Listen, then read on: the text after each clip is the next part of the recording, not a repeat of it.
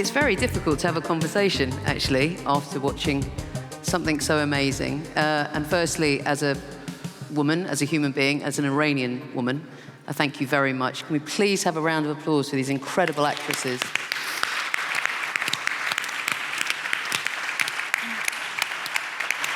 So look, we're going to talk for about 45 minutes about a number of things, and then hopefully open it up to everyone for questions. So please have a think about anything you want to ask. But if I could start with you, Yasaman, and I can only imagine being involved in a project like this has obviously come with some challenges. So in terms of, I suppose, some of the personal sacrifices you've had to make to be part of this film, could you talk to that a little bit? Yeah, I think it's really important to have a full context of it. So in Iran, I'll go to Iran before I go here. If you speak out in any way against the regime, whether that's through creativity, rap music, art, the retributions to that, even posting on social media, is execution, prison time, lashes.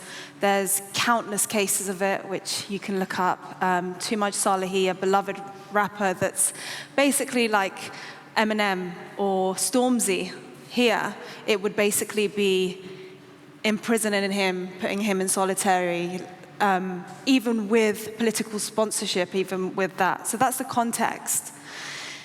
As a British Iranian, I now live in exile. So what that means is I can't visit my motherland. I can't visit my family back home. I'm really sorry. It's a big sacrifice, but it's one you do because of the love of freedom for a bigger cause than yourself. Damn it. But it's a big one. So that is the personal sacrifice. But you're representing women that are real-life superheroes.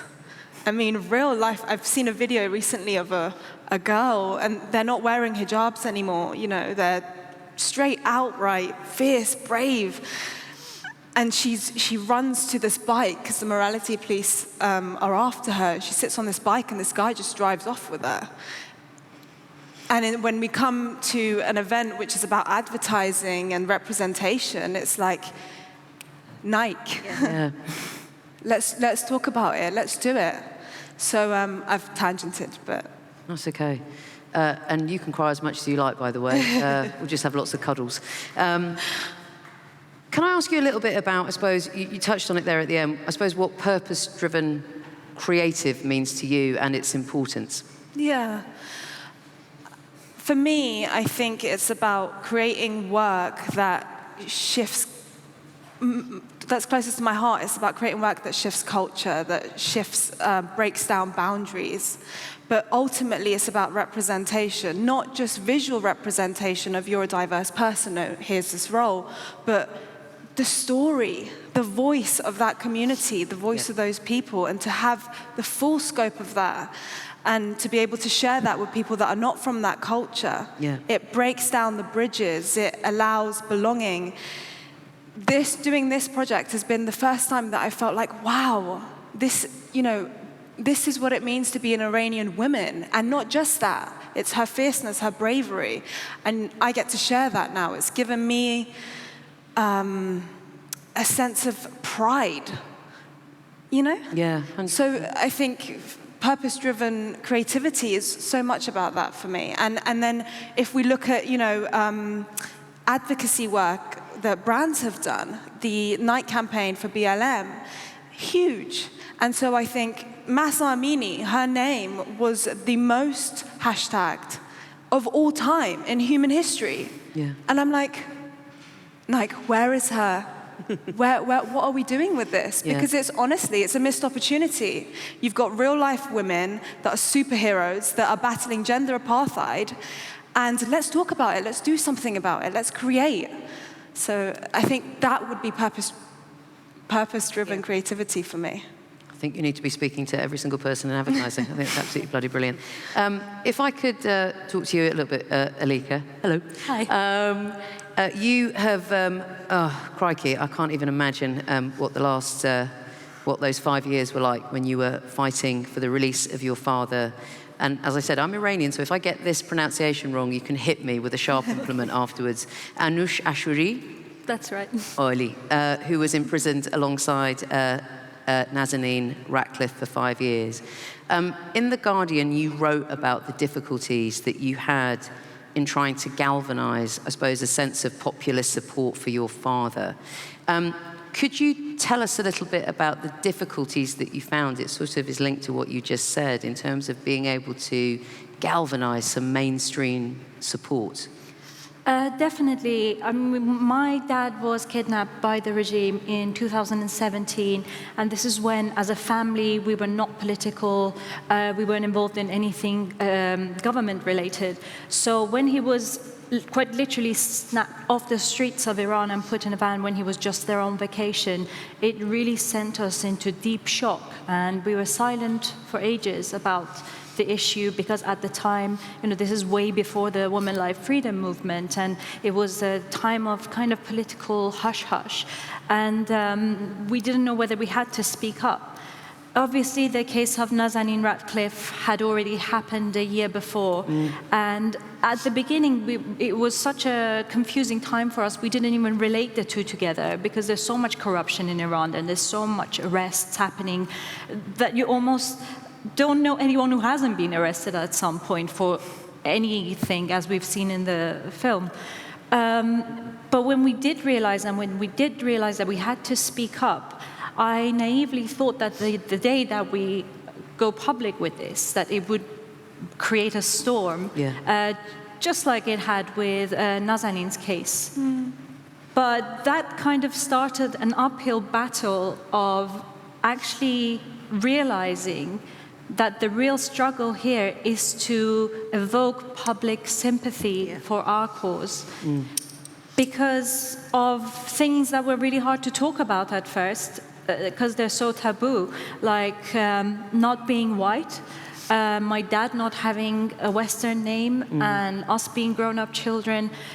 It took years for us to be recognized, and even to the last day that my dad was released on the same plane as Nazanin, and with us having gained some political momentum in his recognition, which led to his freedom, people still don't know who he is. He was almost invisible on that plane, and if I do this test sometimes, I ask people, have you seen that video? And millions of people did. It was the most watched flight in history.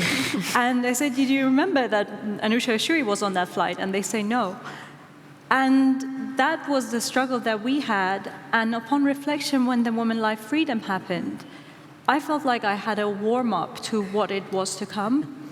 Because the Iranian community in and outside Iran were shocked as to why it was taking the world so long for this struggle to be recognized.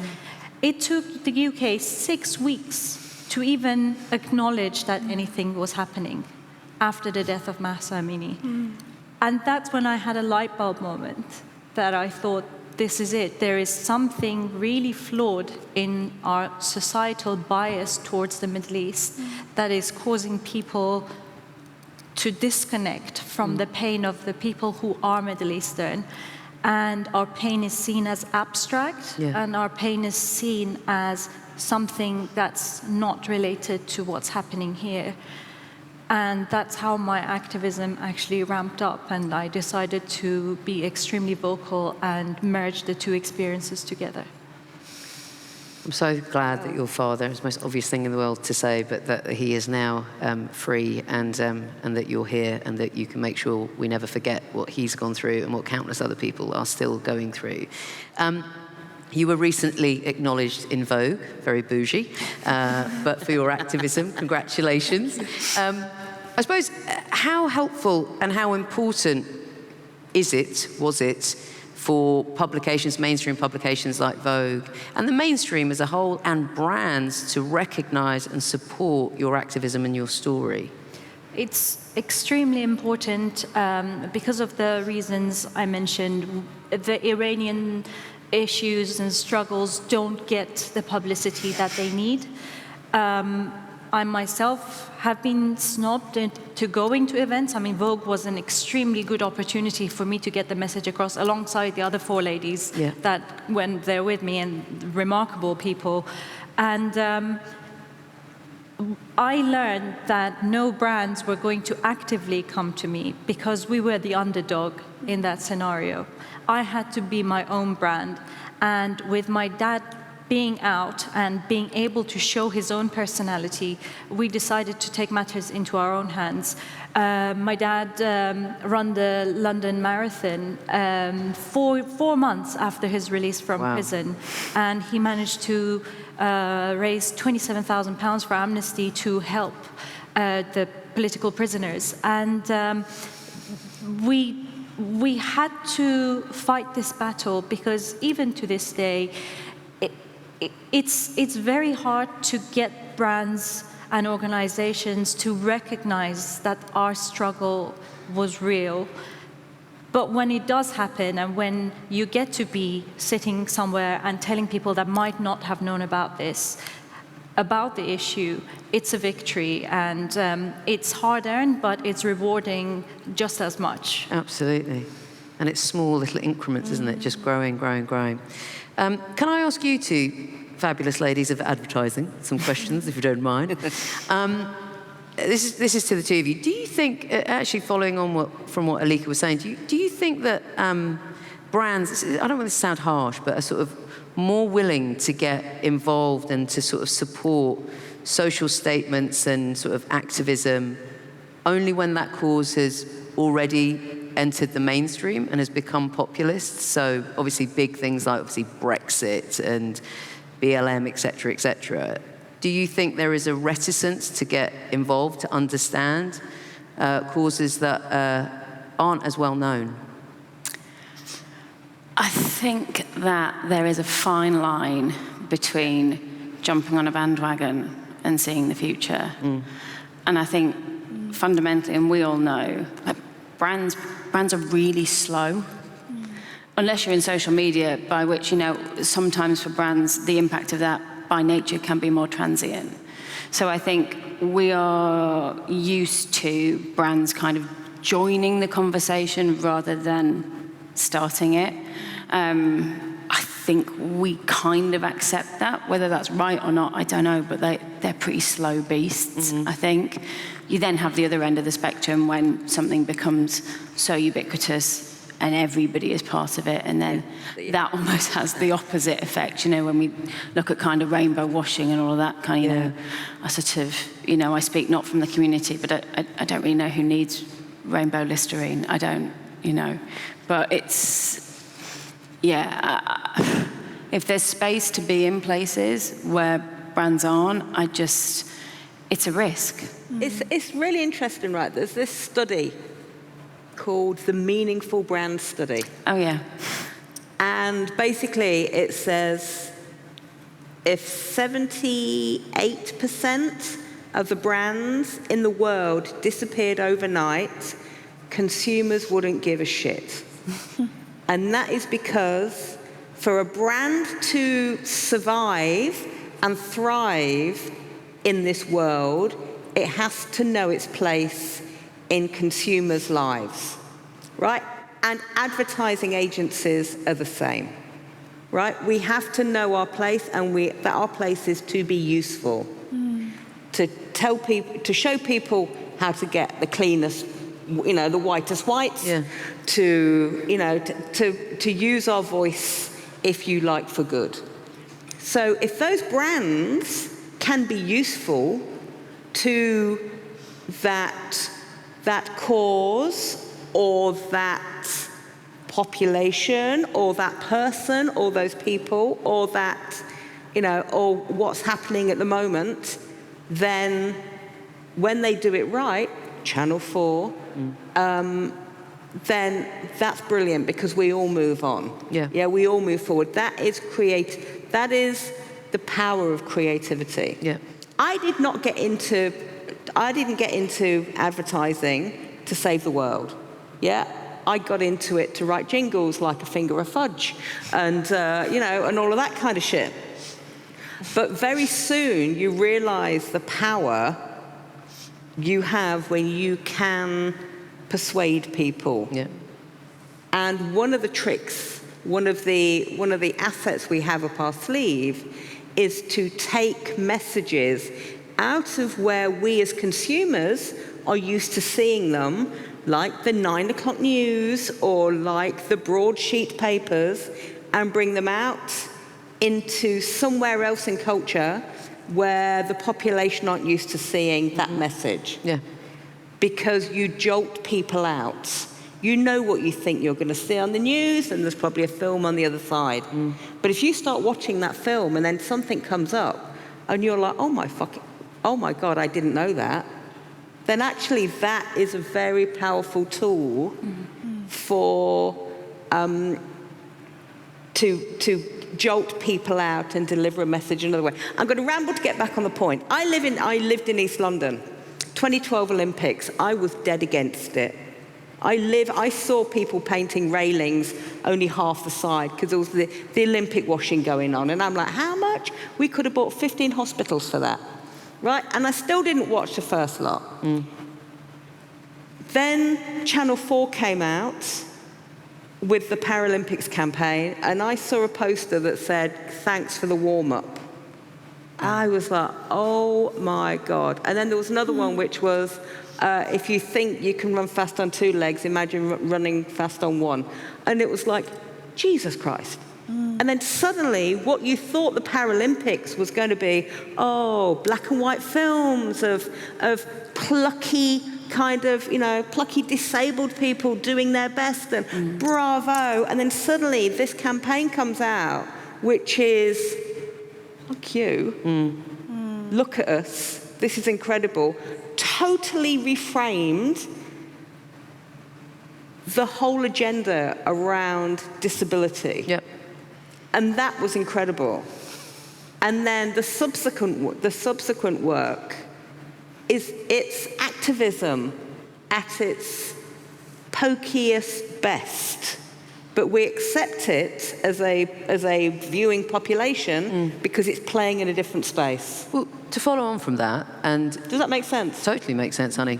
Sounded very bloody clever as well. Because they did it. No, and we're going to talk more about the Paralympics. It's a fantastic example. But to your point, in the fact that there was a preconception about the Olympics, the Paralympics, about the disabled community, etc., and all that brilliant work obviously massively addressed it. Do you think that there is an onus on us in this industry to seek out, I suppose, more to the point that the ladies were saying, issues and causes and activism around topics that aren't necessarily as well known, states of politics, whatever it be, in countries that people don't necessarily know about because the mainstream doesn't cover it? Do we have more of a responsibility for the right reason, again, not just to, we're not, like you said, I can't believe you ever wanted to make a fucking jingle, but anyway. But the idea being that, of course, we got in to do different things, but obviously it's incredibly important to us because we understand the power of brands and the platforms that we've got. Do you think we've got a little bit more responsibility? Probably yes. I think anybody who works in the persuasive media have a responsibility. I think you're right when you say something like the Paralympics, you are working off, there is already awareness and you have an enemy, you have an attitude you're trying to change. The problem with causes that aren't as well known is they aren't in the public conscious. And also, that is a huge thing to do with the media in this country and the biases in the media, and there are an awful lot of things at play. And I think that the onus in a lot of causes lies predominantly with the mainstream media, of which brands sit adjacent to. We have a responsibility, but fundamentally we can't change the conversation against the huge swell of the tabloid press, essentially. But we do but also it has to be right. It has to be done in the right way. It has to be relevant. It can't be for the sake of, because then you run the risk it becomes counterintuitive. It does more damage than good because it feels exploitative. And I think, relevance, when we talk about purpose in advertising, relevance and motivation, I think are the two fundamental things that we have to keep coming back to. 100%. Creativity has the power, but does it have the right is really nuanced. Yeah. Do I have the right as a middle-aged, working class, but got a bit, woman to go into another country and tell them what I think is right? Mm-hmm. Invite creativity in, then you can do amazing things. Like that, like Rise has just shown. Play in a space where people don't expect to see a piece of film like that, in an entertainment space, then that's the best way. We have to do it right, and we have to help. We have to be useful. We can't be, this is the way to do it, because we're advertisers and we know. And that's been, advertising history will tell you that. The white advertising global brands rolling into a country that can see there's a market there, it just smacks of kind of like consumer colonialism. Mate, we can't go there. It's like savior complex, and I think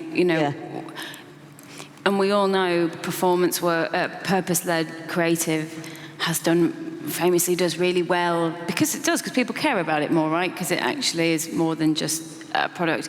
Famous is done very well in awards. It's all of that. I also think there's an awful lot of this industry come from very middle class, and I think there is this sense of this savior complex, and I do think that as an industry we have to be really careful of that.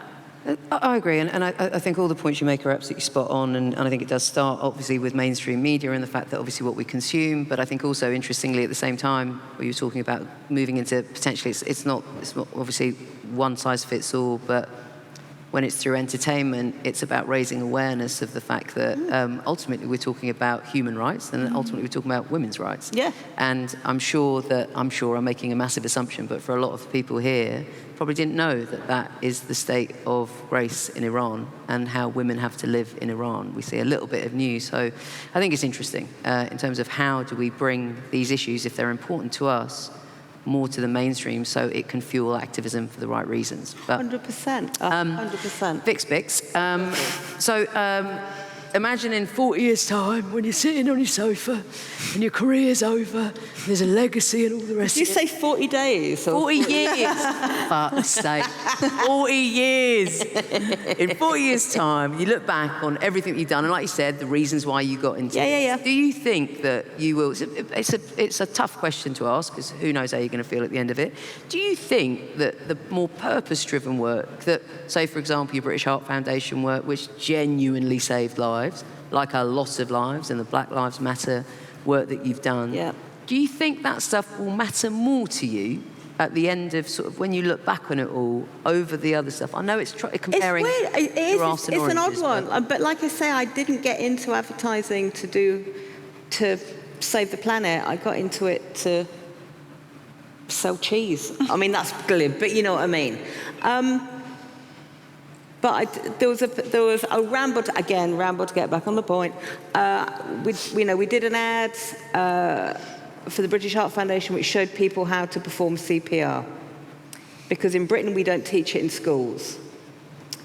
And we realised actually that it's not that people don't know how to do it, it's just that they don't want to do it, because the onus is on you then if somebody drops dead in front of you.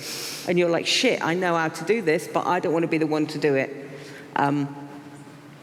So we knew that if we did a product demonstration with a doctor telling you how to save a life, you would do what I would do, which is switch over and see if The Simpsons is on, because The Simpsons is always on. So we played in a different space, yeah? So we entertained to educate. So we did, look it up, it's a 1.5 minute long, but when you watch it, you will know what to do, right? It's Vinnie Jones in a camel coat, playing Vinnie Jones like he does in every single film that he's ever done and ever will. And he's pushing hard and fast on a chest, just where the sovereign is, to the tune of Staying Alive, right? If you know that, push hard and fast on the sovereign to the tune of Staying Alive, you now know how to save a life. And we're like, oh, brilliant. And then the letters started coming in, and the phone calls started coming in, going, oh my God, swear to God, some guy just dropped dead in Waitrose in Leicester, and some guy was walking down the aisle, seen this ad, got down, started doing chest compressions, phoned 999 and said, oh, I'm pushing on this bloke's chest. And this woman said, I'll talk you through chest compressions. And he says on the phone, no, don't worry, I'm doing a Vinnie, I'm singing Staying Alive. And suddenly you were like, fucking hell, this is what we can do. And it's amazing. And so there are, I think the NHS still use it as a training session. And there's something like 200 people walking around who should not be walking around because they are clinically dead. Because somebody leant on the sovereign and started singing Staying Alive. That is incredible. And I can't not. And I've met these guys. I've met these men and women who, and you never get over that. Yeah, of course. But then also, when you do something like, I don't know if anybody remembers watching the Asda Christmas campaign this year with Will Ferrell. I know I fucked your favourite Christmas film. I'm so sorry. That was a blast. And to see people see people wearing a T-shirt, a sweatshirt with your end line on, have your elf for Merry Christmas. See what I did there?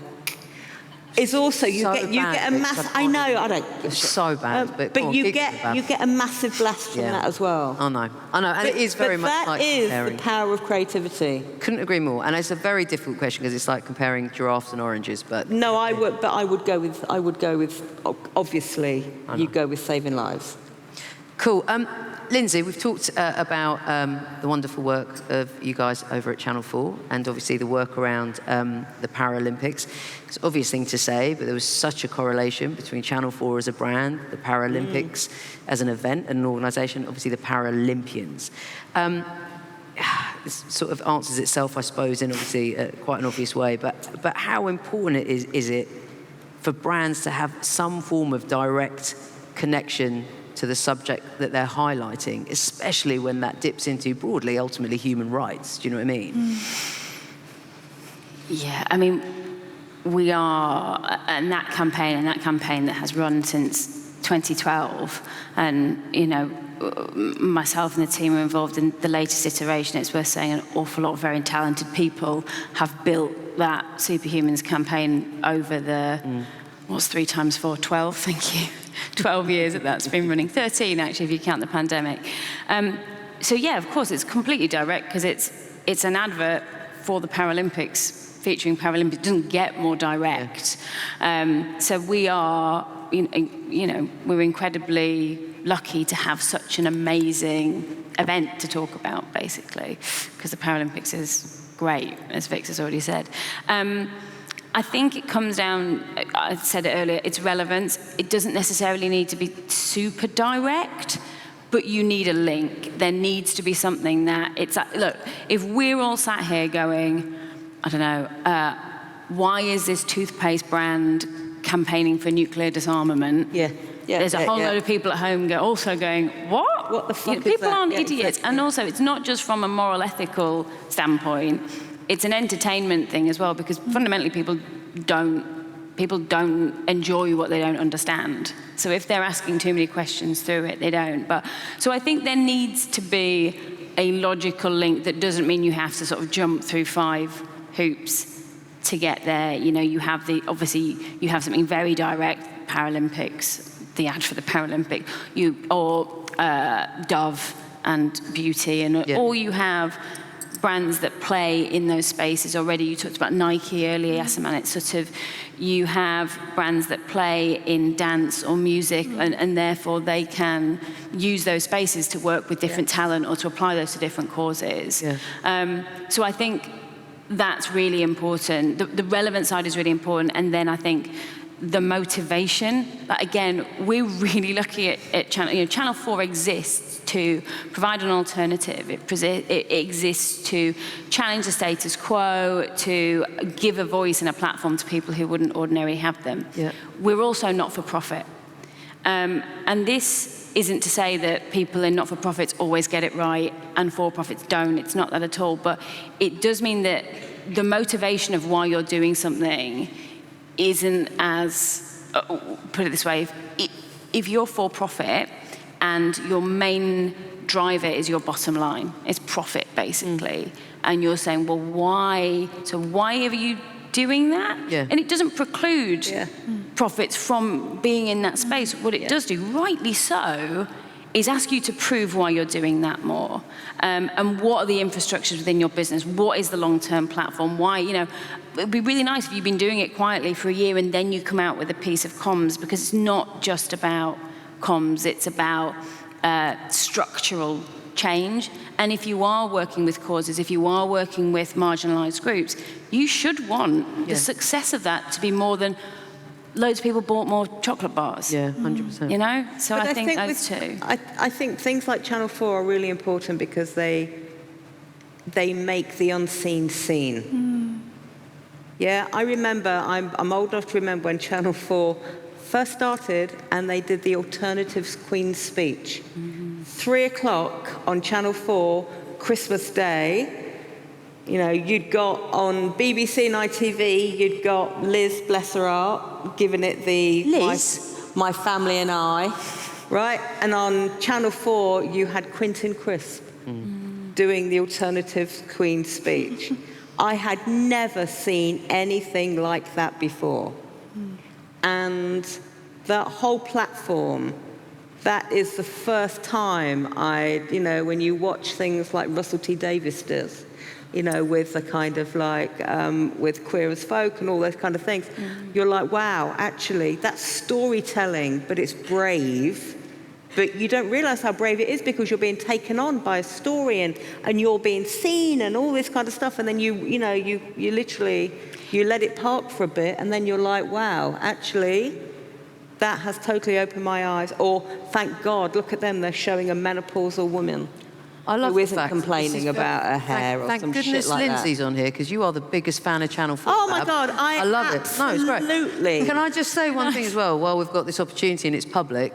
Not being funny, I mean, I know you don't control all of this, Lyns, but just maybe on behalf of us three, maybe there's a season, an Iranian season that could be like soon on Channel 4, maybe, something to pitch. I'll put a word in. Just saying, do you know what I mean? Got two amazing ladies who could actually, put together the pitch. But it is. Yeah. Well needed. No pressure, I'm going to have to hold no pressure. But it's true. People don't want, and it's the same for programming on telly. It is the same. And obviously, you learn loads working in, and you know, Chaka being at ITV, you learn tons being in telly about what people respond to and what people don't. And people don't like homework telly. It's like people don't like really worthy ads. Like it's the Trojan horse of entertainment. Yes. Entertain me, show me a beautiful film that also has this huge message that goes with it and actually speaks to me on a completely different level, rather than something that is just telling me, because people don't, particularly in the UK, people don't like finger pointing, finger wagging, all of that sort of thing. So I think entertainment through how we've talked about why you might do something, but the execution of why you do something is also 100%. Fundamental. I'm still not going to make you forget the fact that, you got to go and pitch the Iranian season when you get back to Channel 4. Yes. And I'll keep texting you about it until we make this a reality. But anyway, ladies, if I could possibly read a quote to you and see what you think about this. It's Banksy, not a bad bloke, from what I've heard. Not that any of us even know who he bloody hell who he is. So this is his quote. "The thing I hate the most about advertising is that it attracts all the bright, creative, and ambitious young people, leaving us mainly with the slow and self-obsessed to become our artists. Modern art is a disaster area. Never in the field of human history has so much been used by so many to say so little." It's a big quote. I'm sorry, you don't have to agree with Banksy or disagree with Banksy. But I suppose, I think what he's pointing to is basically, is the art world doing enough? We've got these incredible brains, obviously, in advertising, some incredible brains in the art world as well. We're not denigrating that. But do you have a point of view on what Sir or Mrs. Banksy, who knows? We have no idea who this person is. You got any reactions to that quote? Ouch. It is, isn't it? It's Ouch. I think I'm quite creative. I think I'm a bright mind. I don't think he's. I don't think he's what's. I think his point probably I think he is. mainstream art is just, is there? I don't know. Is it being utilised? Is it being used for as great an impact as it possibly could be? I suppose is more the question. I think, art as overall. to me, in the film and TV industry anyway, there's so much more content out there. There's more opportunities to create more stories, and quantity doesn't always relate to quality. Yeah. And so I think there's some truth in that. There's a lot of quantity, but I think also you get a lot of quality, you get dimes within that as well. Yeah. Which are doing amazing things. Like Killing Eve, for instance, amazing. Female directors, female cast, wonderful things. So I think the light exists with the shadow is what I'd go for. That's a bloody good answer and diplomatic to boot. Elika, I don't know if you've got anything to add. Yeah, I don't know what it is about the mainstream that terrifies artists, because mainstream means that you have done something that the popular culture has agreed with, and that's what most artists strive to get at. But when they get there, it becomes something that's frowned upon. And I'd say, if there is content, there are tons of stories within Iran alone, not sad stories. There's so many powerful stories. Yeah. People that approached me for the interviews, they would always say, "Oh, are you crying in a corner?" And I was saying, no, this is all, we have a group with all the daughters of people who are kidnapped in Iran, and we laugh and joke, and things that we say could be a comedy sketch. And there's all this powerful material that is waiting to be mainstream, that is waiting to be given a platform for people to talk about.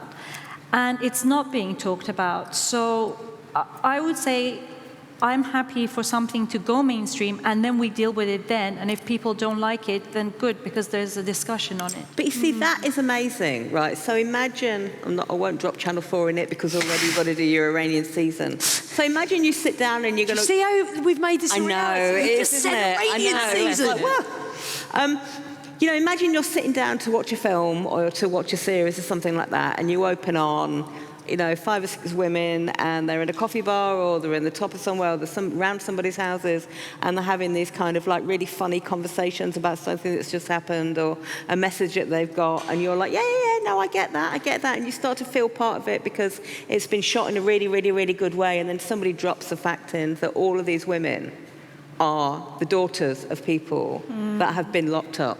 And then suddenly, what that does, and this is what the best advertising, the best comms, the best films do, is they bring you in like this, and oh, isn't that nice? And then suddenly they just go, fuck, right? That is the power of creativity.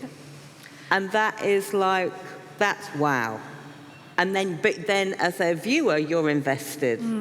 And you're learning the stuff that you wouldn't bother reading, no disrespect. Yeah. You wouldn't bother reading in the broadsheets because you want to da-da-da-da, or you wouldn't bother watching in the news because the Simpsons are on the other side. Yeah, but you're sucked in because you are personally invested now. That is powerful. The Long Goodbye last year, yes. I think the film of that, it was such a good example. Right, I'm going to stop you two, just what's it called? You're going to start referencing different things and we're not going to have time for questions. Sorry. No, it's absolutely brilliant answers. And just to on Elika's point about Iranian culture, I don't know whether you guys remember the dad in My Big Fat Greek Wedding who said everything had originated in Greece. He was wrong. Everything has originated in Iran, just to be really fucking clear. We'll it know really in the did. season. And we've got the best food, we've got the best music, we've got the best art. It's fucking amazing. Like, no, just Google it. Like, anyway, it's amazing. Go to an Iranian restaurant. There's a great one, Shepherd's Market, in the middle of town. Absolutely amazing. Alanak and Bayswater. If you need to get tapped up, just let me know, and I'll give you some addresses. Anyway, that's not the point of this. Want to make sure that we can answer some questions. I hope there are some questions. Please, the lovely lady. Hello, hello. I have lots, so you might have to cut me off. Firstly, thank you so much for sharing your story and your beautiful film. It was, I have the attention span of a gnat, and it was really gorgeous, and thank you. Secondly, can I apologise on behalf of our industry? This is just shocking and embarrassing, and I am really gutted that there aren't more people here. So, sorry. Thirdly, this is a long one. So, what I've not heard tonight is how to connect these two halves of the room. So, Vicki, lovely Vicki. British Heart Foundation, yes, amazing work, I love it. It's a charity, that's your messaging, that's what you're doing. Channel 4, you're a platform, you're not a product. You're bringing viewers, so it's a different thing. When you talk about agencies' responsibilities is to messaging, yes. It is also to somehow bridging the gap between this side of the room and that side of the room. And I haven't heard any of that tonight. Sorry to challenge you. But that's the biggest challenge to me is fundamentally, advertising, marketing is about selling products. You are marketing, you are selling, you are bringing up the bottom line for those products, okay? So how do you connect those dots without it becoming they just are jumping on the bandwagon? They are, I listened to the LGBTQ plus talk earlier. It was about rainbow washing and how every brand jumps on Pride Month, and that's only where they make their money. However, the very simple observation of what the percentage of what they give to those charities, I'm going down a rabbit hole, but I'll try and do a thing and bring it back.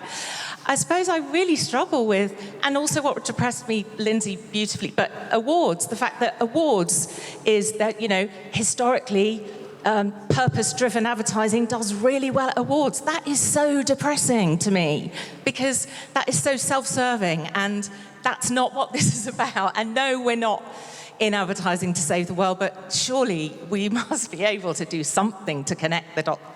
I'll answer that. Thank you. Cool. Thank you, by the way. No. Great set of it's really questions. good. Thank you. And actually, I don't give a shit about the empty seats because the people here are enough for us. Because it's like anything, isn't it? You're going to go away and you're going to have a conversation. You're going to drop stuff in conversations. You're going to be waiting for Lynsey's Iranian season, and now you know where to eat. I'm excited. So that's good enough for me. So thank you. As a brand, as an advertiser, you have to, going back to the meaningful brands thing that we were talking about, you have to know your place and your role in the world. So, for example, we have just done a piece of work for Vanish is a laundry detergent that makes clothes last longer, right? And we've been banging that pink drum for about 8 years, right? And we've done product demos where we've done, I'm pointing at these guys because they've been on that journey with us. We've done product demos where you get a stain and you put a pink bucket and all this kind of stuff. We then move that on to find out if your clothes last longer, that means that there'll be less landfill. So we've done pop-up shops that show less landfill. We then found a story. Somebody came to us and said, thank you for making my clothes last longer because my daughter has autism and she has a hoodie, a piece of clothes, a trigger that makes the day better for her. And you can't buy it anymore, but we keep washing it in Vanish and da-da-da-da-da. And at the same time, Channel 4 runs a competition where you get media if a brand come to them with to make the unseen seen. if you think of autism, you think of boys. You don't think of girls, because girls are very good at hiding it. They're very good at masking it. Yes, so Vanish have partnered with the Autism Association, Ambitious for Autism, for I think it's a 5-year plan. And we told the story of a girl who has autism and her family, and how important it is to make the unseen seen. But we could go into that space as a brand, as a detergent brand, because her trigger piece of clothing is the hood of the original kind of thing. Do that, and it's been ridiculously successful to a small audience, and that story has been overheard. Now, the reason I'm taking so long is that we could have told that in a documentary. Yeah, we could have shot that in a doco-series, and you would have homework programming where you feel a little bit more righteous if you watch it. Yeah, we didn't. We chose the director, Tom Hooper, who did The King's Speech. We'll forgive him, cats. But, who did The King's Speech, because he was a storyteller, and he said this story needs to be told from our girls' point of view, but to the wider audience. And that is education through entertainment with a brand at its heart, not round the outside for the next trendy thing. They're rare, but like a lot of Channel 4 and Lynsey's work, as soon as a crack appears, the light gets through. And so hopefully we'll find more of that work. The truth of it. And sorry. That's right, darling. Brilliant answer. Does that make sense? And I don't want to cut you short. I just want to know if there are any more questions in the audience. Go on, Naila. I love this lady. I've known her for 20 years. She's ace. She must have been very young when you met. She's literally an embryo. I was now. only 10. Thank you for sharing your story and your film with us. It's something that obviously all of us here are already interested in and would like to know, but I wanted to ask how safe and supported do you feel to pursue your activism in the UK? Great question. For me, we were talking about this before as well. It's a lot easier to be an established actress and then go into activism than it is to be an actress who's not established, an activist to begin with. I was signed when my dad was taken. Obviously, I did acting most of my life, and I was at the peak of my kind of coming into the industry when my dad was taken, and obviously everything had to take a back seat. And about 2 years ago, 1.5 years ago, my agency dropped me because my face was too political. And that was kind of the beginning of the Women Life Freedom movement as well. And I knew that there's a long road for me to go back into that field. Being a minority actress doesn't help, being female doesn't help, and being over 30 doesn't help. So this sphere keeps getting smaller and smaller, and you think this is something that I would just have to do as a passion project on the side now, whether it's, at one point it was my dream. But there is also the element of risk, because neither of us can ever go back to Iran for obvious reasons. And even when we're here, there is risk. There is paranoia.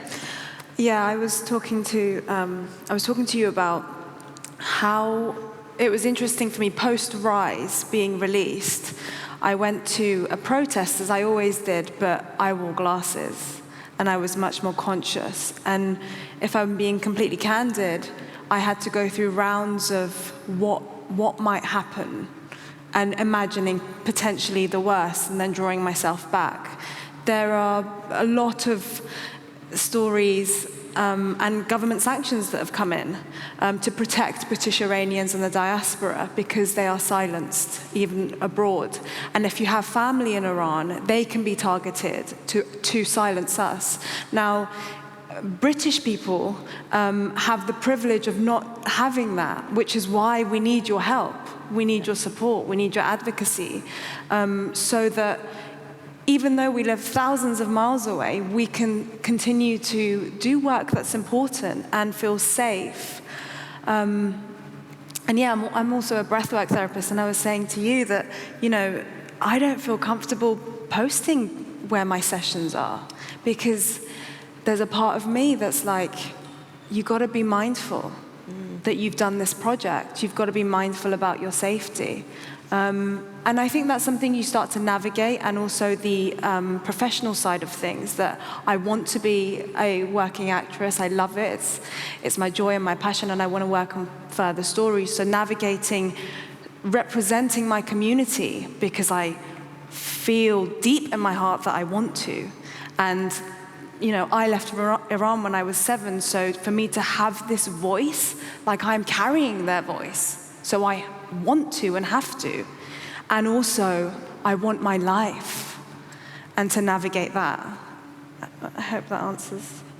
I think that's an incredibly powerful thing to end on.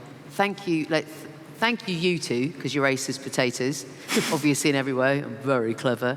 But particularly, thank you to you two wonderful ladies for your incredible project, for your activism, for your bravery, for your courage. The word bravery and courage gets used a lot in advertising. Yeah. Fucking hell, listening to you, what a bunch of wankers we are. So thank you, genuinely. And as Vic said, the fact is, every single person in this room will go away, they will think, and they will spread the word. We've obviously got a season coming up on Channel 4 as well, so you guys are going to be really busy. Please put a massive, put your hands together, give a massive round of applause to these amazing ladies, particularly these two incredible ladies, Yasaman and Elika. Thank you very much.